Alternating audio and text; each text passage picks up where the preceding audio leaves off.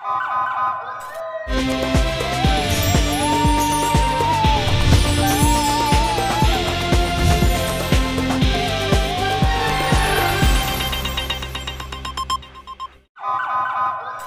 पहले नजर डालते हैं अब तक की बुलेटिन। दुनिया भर की तरह मीरपुर आज़ाद कश्मीर में भी पाकिस्तान पीडीएम के खिलाफ पीटीआई के लोगों ने पूरा मीरपुर शहर बंद कर दिया।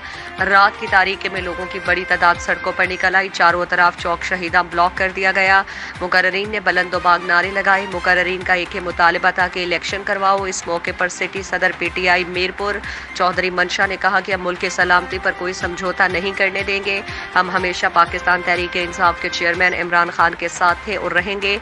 इसमें मुकर्रीन जिनमें पीटीआई के सीनियर रहनुमा मिर्जा बिशारत जरान, मलिक बिशारत अवान, इत्तेहाद ग्रुप न्यू सिटी के सदर राजा मुजीद, जनरल सेक्रेटरी चौधरी सगीर, अंजुमन ताजरान फ्रेंड्स ग्रुप के सदर राजा खालिद और दीगर ने एक ही मुतालबा किया कि इलेक्शन करवाने चाहिए। मुस्लिम लीग नून और पीपल्स पार्टी को भागने नहीं देंगे। ये पाकिस्तान के दुश्मन जमाते हैं। ये पाकिस्तान की सलामती के लिए मजीद खतरा बन सकती हैं।